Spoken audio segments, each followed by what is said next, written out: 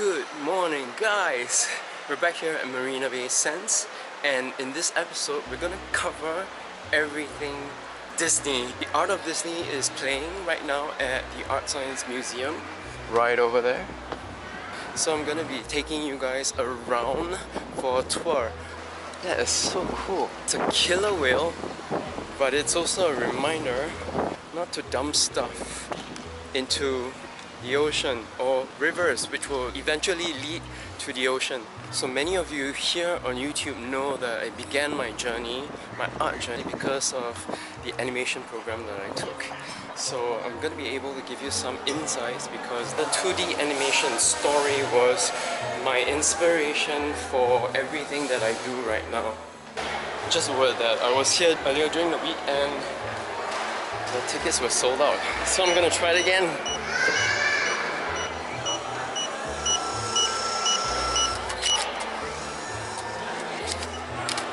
Here we go!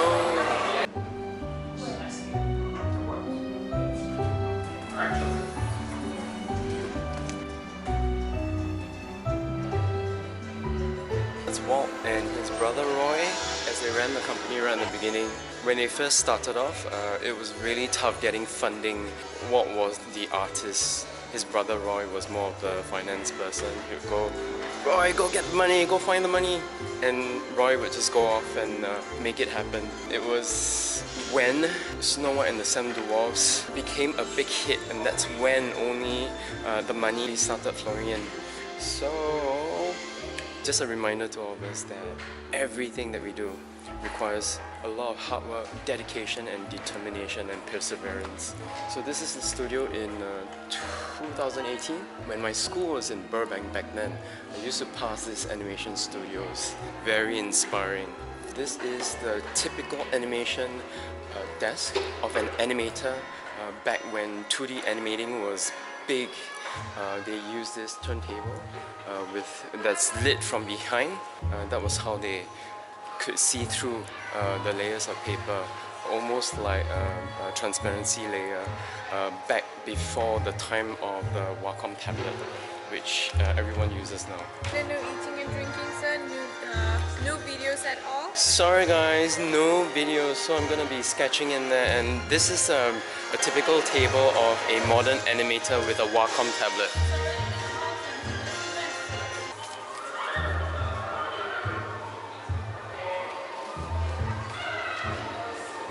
So, Snow White and the Seven Dwarfs, which was created in 1937, was the world's first feature-length animated film in Technicolor, a process that utilized red, blue and green film negative strips to create full-color images. I used to be so terrified of the evil queen. Watching the film just sends chills down my spine. Fantasia was created in 1940 and it was the world's first film with stereo sound. It was produced as a series of animated segments accompanying 8 classical pieces of music performed by the Philadelphia Orchestra and conducted by Leopold Stokowski. Something about Fantasound, it's a sound system developed by Walt Disney and Bell Telephone Laboratories in the 1940s for Fantasia. Tyrus Wong was a background scene conceptual artist and worked on Bambi in 1942. Because he's Asian, Hong Kong Disneyland features him tons. Yeah, here's some of his works in pastel on paper. I think we all love the soft feel, this mystical background feel of Tyrus' works. The development of Bambi ran into difficulties. The film was finally completed after additional training for the artists that included lectures by an artist who specialized in drawing animals. Bambi required believable portrayals of the movement of animals. 2 fawns or baby deers were brought into the studio where the animators observed and sketched their movements as a reference for the film. The crew also took cameras to the zoo and other locations where they could film animal behaviors. These sketches and footage, combined with the animators' own imagination and skills, resulted in these wonderful characters that are known and loved today. Very important, life studies and your own interpretation of your studies from life. Okay, so here we are. Saludos, amigos. When you're talking about this animation piece, you cannot not mention the name Mary Blair. You see a lot more of her works in the Disneyland parks in It's a Small World, but this was the beginning of her career in Disney. Most of the film, Lady and the Tramp, was shot from a low perspective, like just 50 cm off the ground. Everything was created so that audiences would feel immersed and feel almost as if they were the main characters of this piece. So for Sleeping Beauty, about 300 artists. Took about 6 years to work on this film. This system of working is being used even in this very day and age in the various animation studios around the world.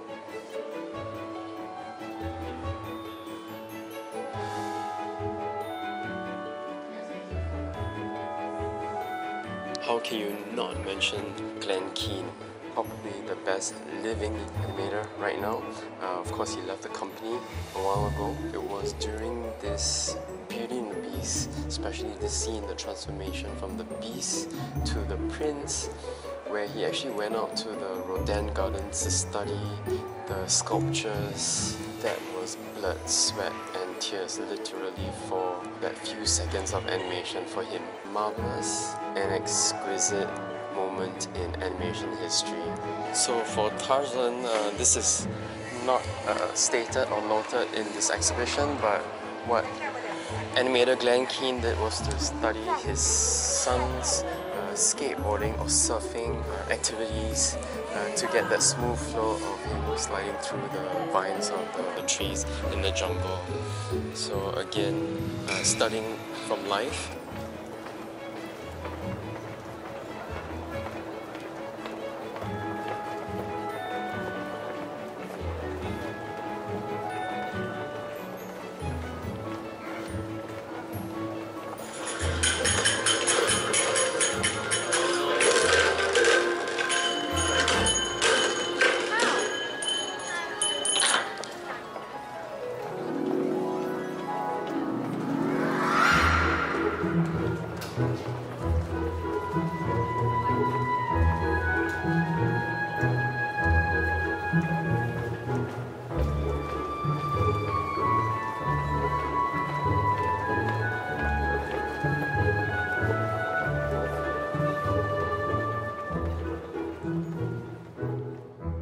Hey guys, so this is a review of the exhibition that we just went through. Unfortunately, no filming in there, but I've edited the video and hopefully it's still enjoyable, entertaining and also informative. Guys, I hope you enjoyed the exhibition as much as I did. A lot of information, a lot of artwork, 500 over artworks in there, spanning from Snow White until now, Frozen, currently playing in theaters. I hope you've gotten some information or a little bit more information and background on the history of the 90 years of animation here in Disney. Unfortunately, I didn't get to sketch in there because it's just so tight in there and it's all just artworks, right? Maybe there was a little Frozen scene in there, but very, very dark and tight. So for the many of you who have been following my vlog, you would know that animation was the start of my whole art movement, and the reason why I jumped into animation is because I would always be so inspired each time I saw a Disney or Pixar flick.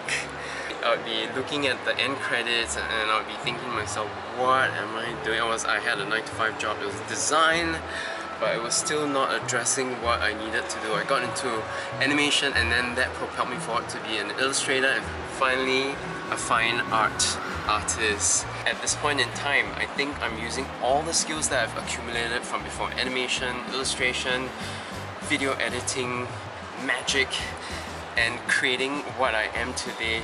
So I'm looking for this new year, 2020, and how I'll be rolling out what I do to the world.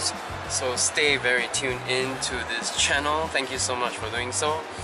So let's head on over to somewhere else where I can sketch a scene from Frozen.